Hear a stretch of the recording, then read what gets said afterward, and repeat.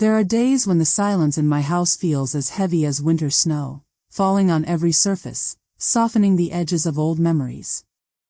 For years I pretended it was just the quiet of a peaceful home. But today, as December crept in and the world outside seemed to glitter with anticipation, the silence turned sharp, cutting, like the edge of a knife pressed against my ribs. I'd been up since dawn, wandering the halls, my footsteps echoing against hardwood floors I once polished on my hands and knees. I stopped at every window, watching the street grow bright, the neighbors stringing lights across their porches, their voices muffled with laughter. Another holiday season had arrived, and I waited. I always waited for the call that would let me know I was still needed, still wanted. My son's name flashed on my phone just after breakfast. For a moment, I was hopeful. Maybe this would be the year things felt right. Maybe, just maybe, I would find my place again. I answered on the third ring, my voice too bright, too eager. "Hi, Daniel. I was just thinking of you." "Hi, Mom," he said, but the warmth was missing. I could hear the TV in the background, the low murmur of another life unfolding without me. "Listen, Emma and I have been talking about Christmas. We're doing things a little differently this year." A chill ran through me, but I tried to laugh it off. "Oh? What did you have in mind?" He hesitated, and I could hear Emma's voice somewhere behind him, a whisper, a nudge, a decision that had been made before I even picked up the phone.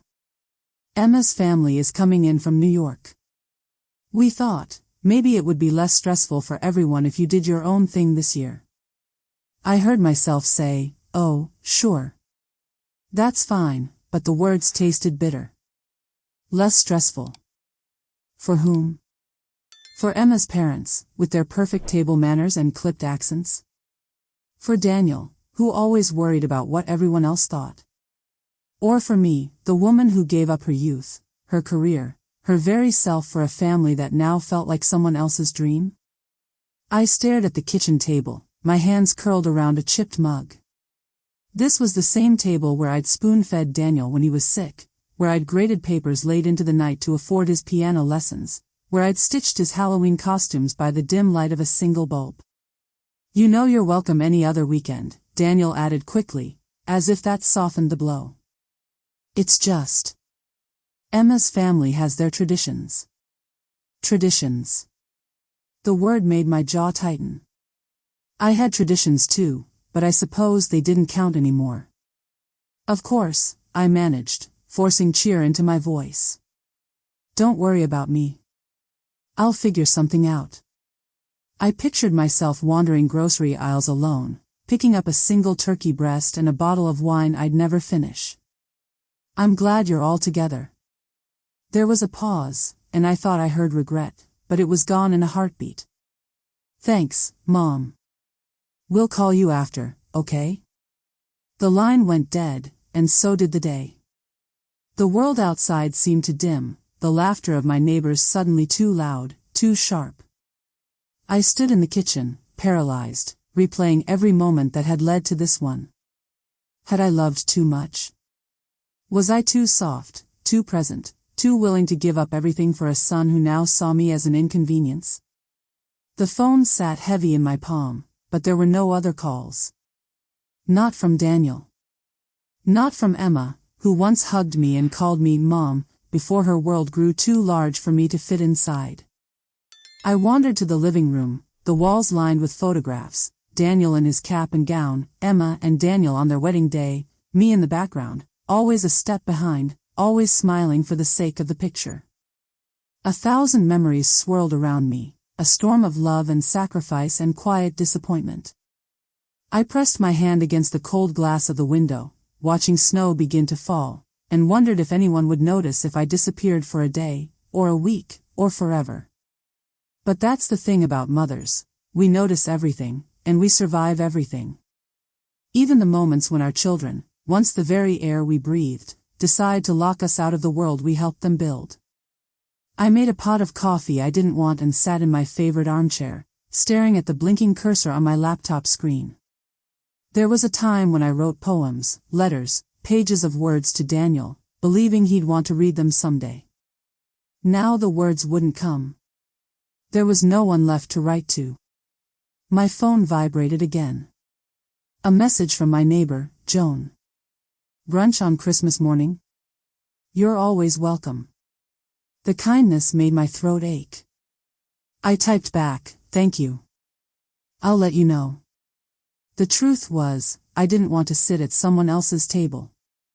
I wanted my own son to remember me, to miss me, to fight for me. As the afternoon faded into dusk, I pulled an old photo album from the shelf. I turned page after page, tracing Daniel's smile with my finger, remembering the nights I rocked him to sleep, the mornings I packed his lunch with handwritten notes, the years I worked 2 jobs so he'd never feel less than the other kids. I closed the album with trembling hands. I had always believed love was enough. But sometimes, love is just the currency others spend without ever paying you back. The silence pressed in around me again. And for the first time in my life, I wondered if it was time to stop waiting for an invitation that would never come. That evening, I moved through my house in a trance, letting muscle memory guide me as I watered plants, tidied cushions, and wiped down countertops no one else would touch. I kept busy the way women like me have always kept busy, clinging to small acts of order, as if scrubbing away dust could clear out the ache blooming inside my chest. Every room in this house told a story. The living room, with its faded couch and lopsided bookshelf, had hosted countless birthday parties and sleepovers, the walls still carrying faint echoes of childish laughter. The kitchen, forever smelling faintly of cinnamon and lemon, was where Daniel would sneak spoonfuls of cookie dough when he thought I wasn't looking. The stairs creaked under my feet the way they always had, a familiar complaint, a kind of comfort.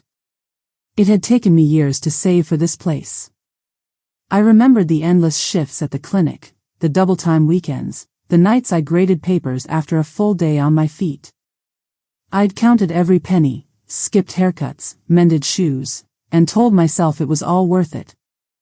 I wanted Daniel to grow up in a home where love didn't mean going without, where his friends could stay over without embarrassment, where every corner felt safe.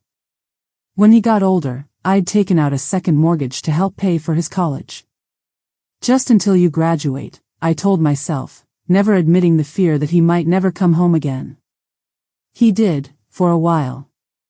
After his father, Tom, left, Daniel became my anchor. We watched movies together, built IKEA furniture, made midnight pancakes when sleep wouldn't come. Sometimes, he'd rest his head in my lap, and for a few minutes, the world was gentle again. But things changed. They always do. Emma entered his life like a bright, unstoppable comet, and I welcomed her with open arms, grateful that Daniel had found happiness after so much loss. She called me Mom and brought me flowers for no reason. For a while, I thought I might finally have the family I'd always dreamed of. I let myself hope. Looking back, I see all the little ways the boundaries shifted, the center of gravity moving slowly away from me. Emma wanted bigger holidays, more elaborate gifts, vacations in places I couldn't afford. I tried to keep up, though I rarely said no. It felt easier to say yes, to put their happiness ahead of my own, even if it meant quietly going without. The first time Daniel asked for help with their down payment, I didn't hesitate. "You've given me so much already, Mom," he said, his voice low, almost ashamed. "This is the last time, I promise." I wired the money, a sum I'd spent a lifetime saving, watching the numbers in my account plummet. I told myself it was just money. That what mattered was seeing him happy, secure, successful. A year later, it was the car. Then the new roof. Then Emma's medical bills when insurance refused to cover a procedure. I dipped into my retirement again and again, patching holes in their dreams while letting my own plans for the future fade quietly away. I told no one, not even Joan. It was easier to believe I could handle everything alone. Standing now in my dimly lit kitchen, I took stock of my sacrifices, feeling them like old wounds under the skin. I had no regrets about giving, but I could not ignore the truth. giving had become my only language. My own needs had grown so small, I'd almost forgotten they existed at all. As I loaded the dishwasher, my phone buzzed. A text from Daniel. "Thanks for understanding, Mom. Emma says hi."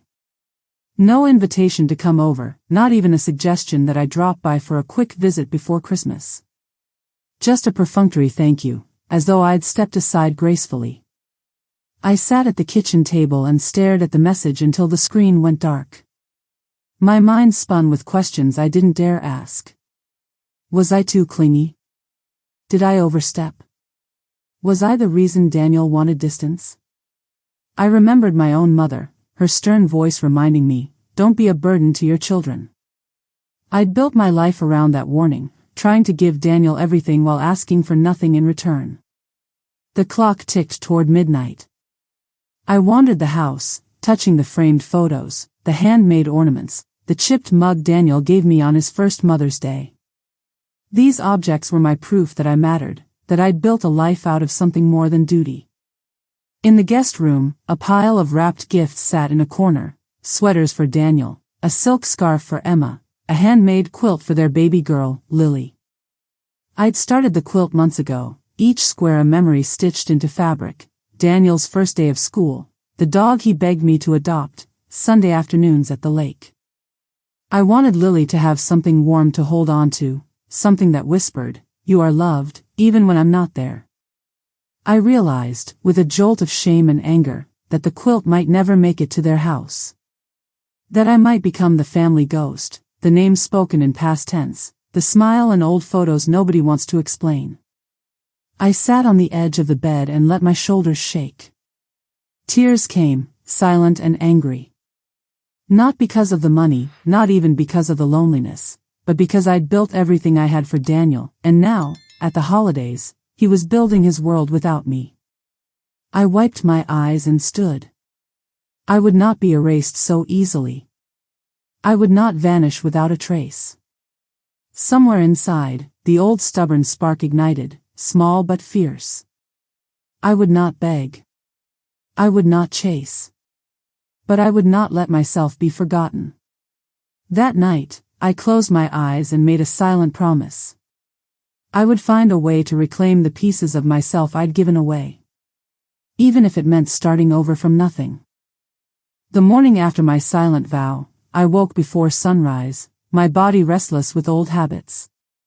I wandered the house in a flurry of purpose, polishing the silverware I rarely used, straightening the kitchen towels, sweeping up dust bunnies that gathered like small, stubborn regrets in the corners of every room.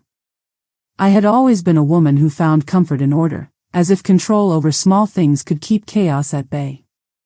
But no amount of tidying could clean up the ache that had rooted itself deep inside me. After coffee, I sat at my kitchen table and opened my checkbook, the numbers lined up in stubborn rows. I'd been tracking every expense for years, a ritual that grounded me, reminded me that hard work always paid off, even if only in small ways. But this morning, the figures stared back at me with quiet accusation. My savings were thin. My retirement, once a source of pride, had been steadily drained by the quiet emergencies of the people I loved most. I flipped through old statements, the check for Daniel's down payment, the monthly transfers to help cover their mortgage when Emma lost her job, the emergency wire for Lily's surgery, a string of receipts for groceries, diapers, repairs. Each withdrawal had a story, a moment I'd convinced myself was necessary, that I alone could fix.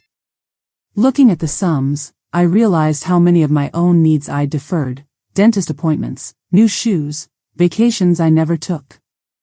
A familiar shame crept in. Had I made myself indispensable just to feel needed?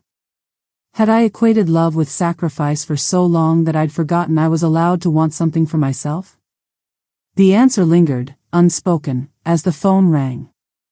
It was Daniel, his voice tight, rushed. "Hey Mom. Sorry to call so early. Emma's car won't start, and I have a meeting. Could you help her out?" I didn't hesitate. "Of course. Tell her I'll be there in 15 minutes. I found Emma in their driveway, pacing in the cold, phone pressed to her ear. When she saw me, her relief was obvious, but so was her distraction. She barely met my eyes. "Thanks for coming. Daniel said you might know what to do." I glanced at the car, an SUV they could barely afford, bought on a loan I'd co-signed. The engine coughed and sputtered, refusing to turn over. I called our old mechanic, arranged a tow, and drove Emma and Lily back to their house, talking about nothing in particular: weather, holiday sales, a new recipe she wanted to try. Inside, their home felt unfamiliar. Modern, white, carefully curated for guests. I looked around and spotted little pieces of myself scattered everywhere: the set of mixing bowls I'd given them for their wedding, the quilt I'd sewn for Lily's crib, a stack of books Daniel borrowed years ago and never returned. But these things had become props in a life I was no longer part of. Emma busied herself making coffee. "I'm sorry about Christmas," she said, too casually, as if she were commenting on the forecast. "It's just, my parents don't visit often, and they're a little particular." I tried to smile, but the effort was exhausting. "I understand. Families can be complicated." She looked at me then, her gaze sharp. "You're not mad, are you?" "Of course not," I lied, even as my heart screamed otherwise. "I want you all to have a wonderful holiday." Emma nodded, satisfied. She set a mug in front of me and drifted off to check her phone. Lily played on the living room rug, building towers out of blocks, her laughter bright and oblivious. I longed to join her, to be part of her world, but even with my granddaughter, I felt like a guest in a house I had helped create. I sipped my coffee and let my eyes roam the room. Everything was polished, perfect, curated for people who visited but never stayed. The only place that felt alive was the play area, strewn with toys, crumbs, a juice stain on the carpet. Evidence of real life, of mess, of love that didn't care who was watching. When the tow truck arrived, Emma barely looked up. "Thanks again, Nora," she said, already moving on to the next task. I let myself out, shutting the door quietly behind me. On the drive home, I wondered what it meant to be needed. My whole life, I had believed that my worth came from what I could give: my time, my money, my patience. Now, as my resources dwindled and my family drifted farther away, I wondered if they would still remember me once there was nothing left to give. The question gnawed at me all day, following me from room to room. I tried to distract myself with chores, with a phone call to Joan, with a book I couldn't concentrate on. But it was no use. The hollowness grew, stretching wider with every passing hour.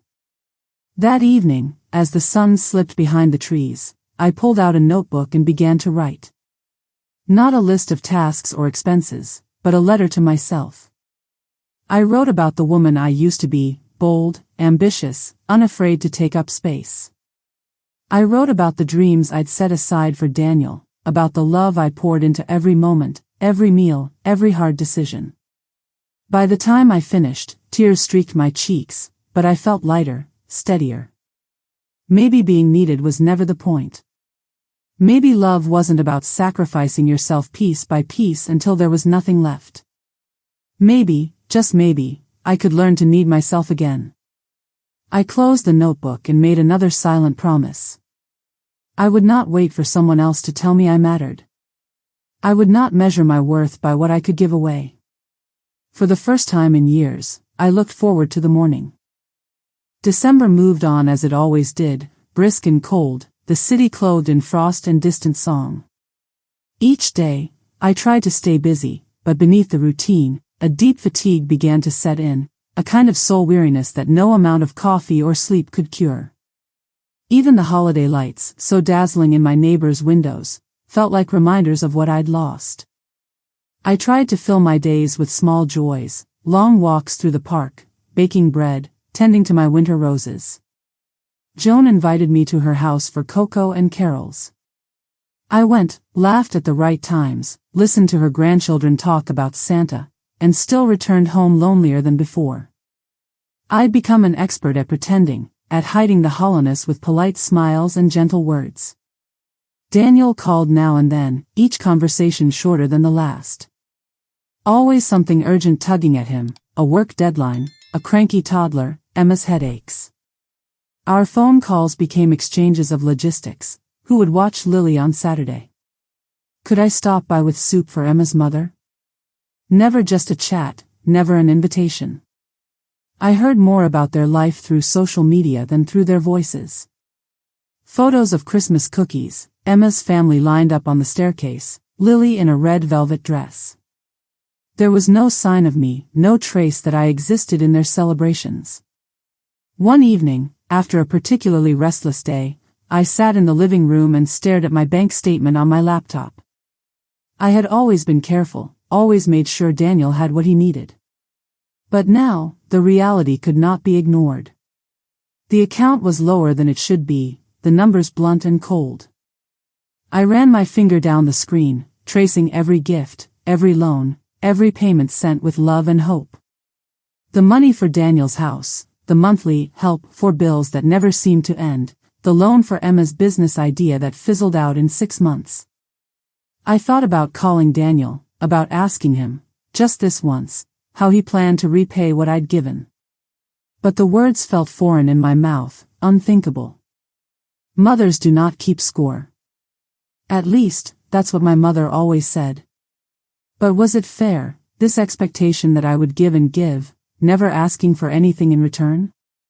Had I made it too easy for Daniel to forget that love is not a bank account to be emptied? As I sat there, phone in hand, debating what to do, a text arrived from Emma. Hey, Nora, sorry to ask last minute, but could you pick up Lily from preschool tomorrow and keep her overnight? My mom isn't feeling well and Daniel's got late meetings. I stared at the message, a familiar anger flickering inside me. I loved my granddaughter more than words could say, but I could not ignore the sense that I was simply a stopgap, a convenience. Always there, always willing, rarely seen. I typed back, of course, I'd love to have her, and hit send before I could change my mind. Then I set the phone down and wept, quiet and furious, for the mother I'd become, a background character in my own life, forever available, forever overlooked. That night, Lily stayed over. We made pancakes for dinner, built a fort of pillows, read story after story until she drifted off to sleep in my bed, her tiny hand curled around mine. I watched her breathe, watched her chest rise and fall, and tried to remember what it felt like to be the center of someone's universe. Long after Lily was asleep, I got up and went to the kitchen. I poured myself a glass of wine, let the house go quiet, and let my mind wander to darker places. Was this all there was? Was I doomed to be needed only when it suited them, loved only in the quiet spaces between their real lives? At that moment, I made a decision, not a loud, defiant one, but a quiet promise to myself. I would not continue like this. Something had to change. I could not, would not, keep sacrificing pieces of myself for people who saw my love as a bottomless well. It was time to draw a line. Maybe it was already too late, but for my own sake, I had to try. The next morning, while Lily colored at the kitchen table, I opened my laptop and reviewed my finances again. I saw the auto pay for Daniel's mortgage, the monthly transfer for their utilities, the credit card I'd co-signed and paid off more than once. I stared at those numbers, the slow draining of everything I'd built. I felt a flicker of fear, but it was soon replaced by something steadier, resolve. I picked up the phone and called my bank. My hands shook as I explained what I needed: cancel the automatic payments, close the joint account, remove myself as co-signer on any remaining debts. The woman on the line was kind, matter-of-fact. "You're sure about this, ma'am?" she asked. "Yes," I said. My voice was clear and strong. "I'm sure." It was not revenge, not punishment. It was survival. It was the first real step I'd taken for myself in years. I hung up, heart pounding, and looked at Lily, still happily lost in her world of colors and stories. For the first time in months, I felt a rush of hope, fragile but real. I didn't know what would come next, but I knew one thing for certain: it would not be invisible any longer. The news came 2 days later, carried not by Daniel, but by Emma, her voice sharp with disbelief as she called just after breakfast. "Nora, what happened with the bank?" "Daniel says the mortgage payment bounced." "Did something go wrong with your account?" For a moment, the old instinct to apologize almost took over. I steadied my breath, holding the phone a little farther from my ear, as if that could soften the impact of her words. "I stopped the transfers," I replied, quiet but firm. There was a long, cold silence. "Then, you stopped them? Without warning?" "Daniel's in a panic. We were counting on that money." 1,000 answers pressed against my lips, but I bit them back. All my life, I had explained, justified, soothed other people's discomfort. But not today. "Emma, I can't keep supporting you," I said. "I need to look after myself now." "But Nora, you know how tight things are for us. My parents just left, Daniel's job is unstable, Lily's school fees." She rattled off the list, each item a stone thrown at the surface of a deep, still pond. "You always said you'd help if we needed it." I closed my eyes. "I have helped. I helped you buy this house, pay your bills, support you when you were sick, cover for Lily's emergencies, all of it. But I can't keep doing this, Emma. I just can't." Her silence turned icy, and for a moment, I wondered if I'd just set fire to the last bridge I had left. "You could have at least talked to us first," she snapped. "You didn't have to blindside us." "I'm sorry," I said. I meant it, but not in the way she thought. I was sorry for how small I'd made myself. Sorry for waiting so long to stand up. Sorry for every time I'd convinced myself that love meant silence. When the call ended, I sat at my table, letting the weight of her disappointment settle on my shoulders. I braced myself for Daniel's reaction. It came hours later, a series of texts that started polite and slid quickly into frustration. "Mom, why didn't you tell me? Emma's freaking out. We're late on payments now. Can't you just help us until I sort things out at work?" I stared at my phone, the screen filling with his words, his panic. The old ache flared again. I wanted to be the one who fixed things, who made the hurt go away. But I knew, with painful clarity, that nothing I did would ever be enough. Not for them. Not for me. I wrote back simply, "I love you, Daniel. But I need to take care of myself. I hope you understand." He didn't reply for a long time. When he finally did, it was late, a single sentence, "I'll figure something out." I let myself grieve that night, not just for the distance between us, but for the woman I'd been for so long. I grieved the mother who would have sold her soul to keep her family afloat, the woman who believed her love was measured in dollars and sleepless nights. I let the tears fall, hot and silent, until there was nothing left but the fragile hope that maybe, just maybe, I could find a different way to belong. Days passed. Daniel did not call. Emma sent a few clipped messages about Lily's schedule, but nothing more. The silence between us stretched, tense and uncertain. I filled the time with quiet joys, reading in the garden, baking loaves of bread for the women at church, walking by the river where I used to take Daniel when he was small. I reminded myself, over and over, that I was allowed to enjoy my life, even if no one else noticed. Then, one morning, the mail brought a letter, a formal notice from the bank, addressed to Daniel and Emma. 3 months of late payments. Warning of foreclosure if the debt was not cleared. I felt a pang of guilt, sharp and unexpected, but it was followed by something else, something that felt dangerously like relief. This was their burden to carry now.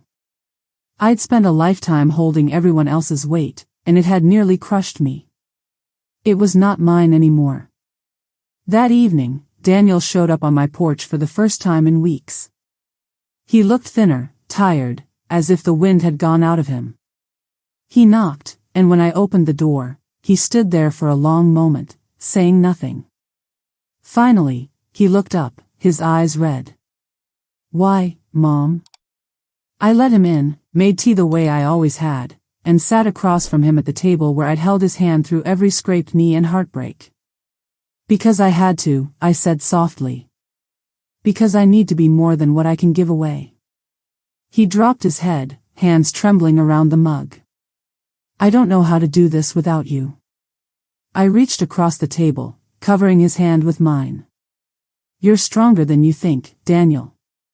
You always were."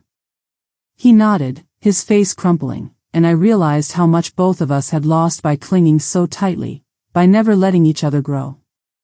I wanted to promise him everything would be okay.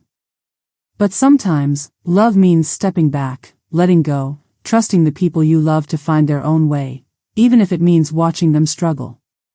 That night, when he left, the house was quiet again. But the silence felt different, lighter somehow. For the first time in years, I sensed the beginning of something new, the possibility of peace. After Daniel's visit, the world seemed to shift in subtle, unexpected ways. I walked the house, retracing the paths I'd worn down through years of anxious caretaking, but now each step felt different, like I was learning to inhabit my own life for the very first time. The air was the same, the walls unchanged, but something inside me had moved, a boulder rolling aside, clearing space for the person I had long neglected. I started saying no. Not loudly, not cruelly, but firmly, as if each refusal were a stone laid on the foundation of the self I was building. When Emma texted asking if I could watch Lily, just for a few hours, so she could get her hair done before a holiday party, I replied, "I'm sorry, I have plans that day. I hope you find someone." It was true. I had plans. I intended to take myself to the art museum, to wander among the colors and the silence, to sit with my own thoughts and remember who I'd been before my world shrank to the size of someone else's needs. The first few times I said no, I was terrified of what might happen. I braced for anger, for guilt, for the withering disappointment I'd grown up fearing from my own mother. But all that came back was more silence. A brief, "Okay, thanks anyway," then nothing. I realized then how quickly I had trained everyone around me to expect yes, to assume I would bend and rearrange myself at the slightest request. Changing the pattern meant discomfort, not just for them, but for me too. I had to remind myself daily that my life mattered, that I deserved to fill my own calendar, to be the hero in my own story. As the days passed, I found small freedoms. I signed up for a writing class at the community center, something I'd once dreamed of doing but always put off. I started going to yoga with Joan, stretching and laughing until tears streamed down my cheeks. We lingered over coffee after class, two women in no hurry, swapping stories about love and loss, about the small rebellions that make a life. With each act of self-care, a new lightness settled in my bones. I bought fresh sheets for my bed, bright yellow with white daisies, a color I would have chosen as a girl. I replaced the chipped mug Daniel had given me with a handmade one from a local artist. I let myself savor good chocolate, good wine, the pleasure of a quiet evening with a book. These were gifts to myself, small proofs that I was still here, still worthy. Meanwhile, Daniel and Emma struggled. I saw the stress on their faces in photos, heard it in the clipped tones of their messages. Emma's mother had gone back to New York, and they no longer had a safety net. There were no more surprise Venmo transfers from me, no checks slipped quietly under their door. Daniel got a second job at a hardware store. Emma took on freelance work, sometimes texting to ask if I knew anyone looking for tutoring or childcare. For a while, I worried they would cut me out of their lives completely. The fear gnawed at me at odd hours, usually late at night, when old patterns returned and I second-guessed my every choice. I wanted to call, to offer help, to make things easy again. But I didn't. I stayed quiet and let the silence teach me patience. I reminded myself that love and enabling are not the same thing, no matter how much I wished they were. It wasn't easy, watching them struggle. I hated the anxiety in Daniel's voice, the tension between him and Emma, the way Lily clung to her mother at preschool drop-off. But I also saw something new, resilience. Daniel learned to cook on a budget. Emma grew less entitled, more resourceful. Lily seemed to thrive, her world growing wider with every day her parents stood on their own. One afternoon, Daniel called, not to ask for money, not to beg a favor, but just to talk. He told me about his new job, about a regular customer who reminded him of me, a woman who always left handwritten thank you notes for the staff. He sounded tired but proud, his laughter softer, more real. He thanked me, not for the money, not for the years of help, but for believing he could make it on his own. I hung up and sat in the quiet, tears of relief and pride slipping down my face. I realized then that saying no wasn't just about protecting myself, it was about giving Daniel the chance to grow, to find his own strength. It was about respecting both of us enough to let go. That night, as the moon rose and the house settled around me, I opened my journal and wrote a letter to myself, a promise that I would keep choosing my own life, that I would not slip back into the shadows of other people's wants. I wrote down 3 words and circled them, over and over, like a prayer: I am enough. The holidays came and went with an unfamiliar quiet.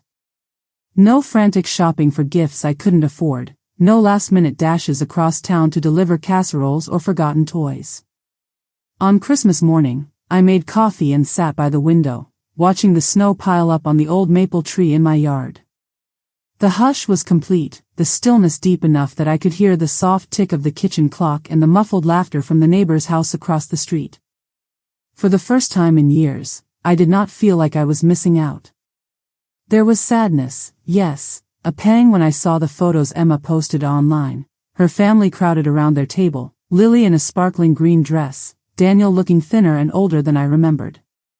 But there was also a sense of relief, a recognition that the pain I felt was not a punishment, but the price of loving deeply and choosing to let go. I spent the afternoon with Joan. We walked along the river, bundled up against the cold, trading stories about our mothers and the strange ways women learn to disappear for the sake of others. Joan squeezed my hand and said, "You didn't lose them, Nora. You just lost the part of yourself that thought you had to be everything." We returned to her house and made a simple dinner, sharing a bottle of red wine by the fireplace. I let myself laugh, really laugh, for the first time in months. We watched an old movie on TV and, for a little while, I remembered what it was like to be a girl with nothing but possibility ahead. Afterward, walking home through the snow, I let the cold bite my cheeks and fill my lungs.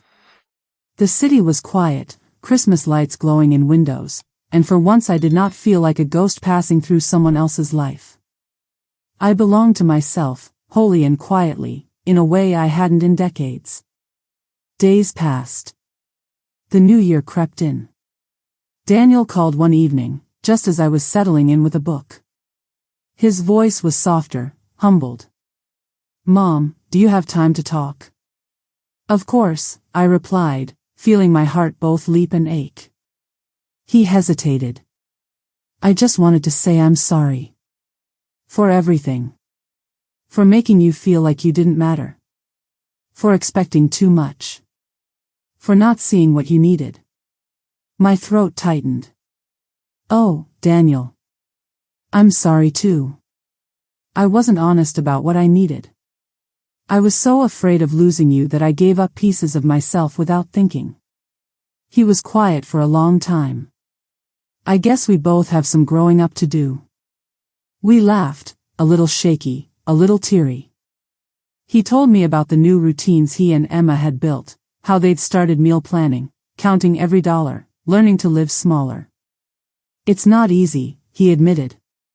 "But I think it's making us better. Maybe closer. I want you to be part of our lives, Mom. I don't want you to feel like you have to rescue us." I closed my eyes, breathing in the relief. "I want to be there for you, Daniel.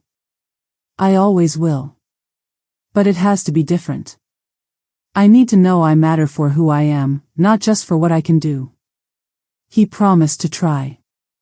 He asked if I'd come for dinner the next weekend. Just me, no pressure, no gifts. I accepted, a cautious hope blooming in my chest. That weekend, when I walked into their house, things felt different. Daniel hugged me tight, longer than he had in years. Emma looked tired but met my eyes, her gratitude awkward but real. Lily ran to me, all warmth and giggles, dragging me to her room to show off her drawings. Dinner was simple, spaghetti and garlic bread, nothing fancy, but it felt like a feast. We talked about small things, about Lily's new obsession with dinosaurs, about Emma's latest project, about the book I was reading in my writing class. Nobody mentioned money. Nobody hinted at favors owed or debts unpaid. After dessert, Daniel cleared the table and Emma lingered at the sink, drying plates with slow, careful hands. She looked at me and said, quietly, "Thank you, Nora. For everything. I know we haven't always made it easy for you." I squeezed her hand, feeling the old hurt settle like silt at the bottom of a river, still there, but no longer clouding the water.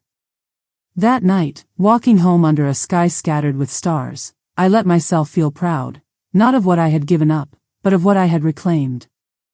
I'd begun as a woman defined by sacrifice. Now, I was something else entirely, a woman who had learned to love herself, too. Spring returned slowly, the days lengthening and the cold finally loosening its grip on the city. I found myself waking early, pulling open the curtains to greet sunlight I'd missed all winter.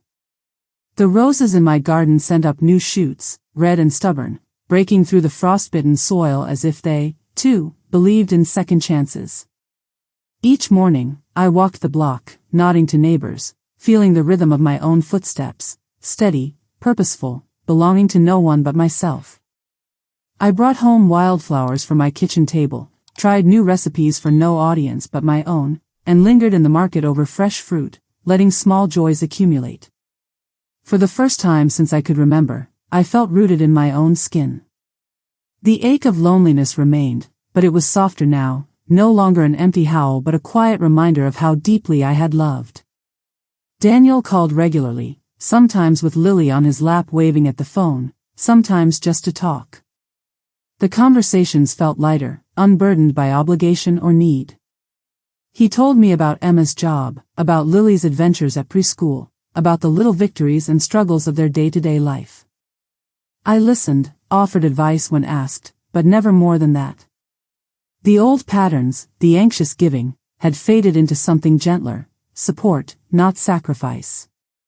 One sunny afternoon, Daniel and Lily came over with a basket of groceries and a sheepish grin.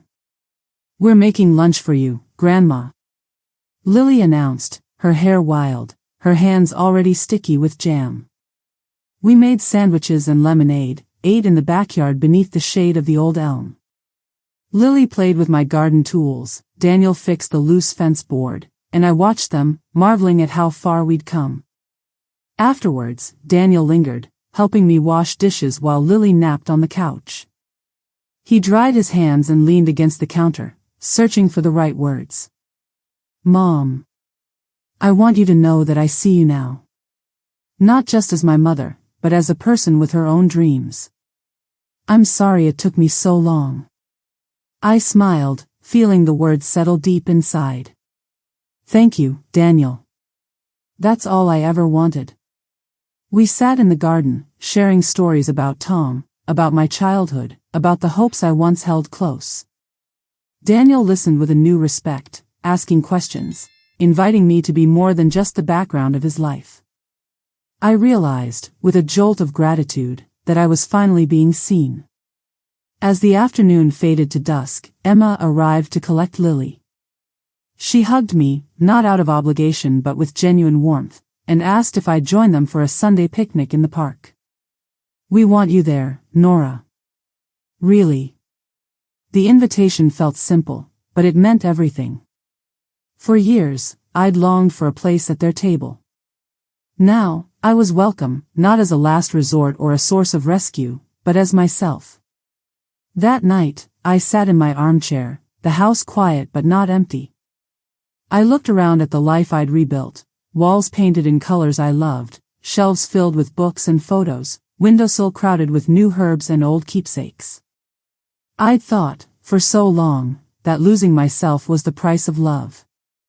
But in letting go, of guilt, of fear, of the need to be needed, I had finally come home to myself. I picked up my journal and wrote, the words flowing freely now. I am not just a mother. I am not just what I can give. I am whole, even when I am alone. I closed the journal and poured myself a glass of wine, raising it to the memory of the woman I once was and the woman I had become. Outside, the streetlights glimmered and laughter drifted from a distant porch. My heart beat steady, strong, full. Love had not abandoned me. It had simply changed shape, finding its way back, as all true things do, to where it belonged. And for the first time in years, I whispered into the darkness, not a plea or a prayer, but a promise. I am here. I am enough. I am finally, joyfully, my own.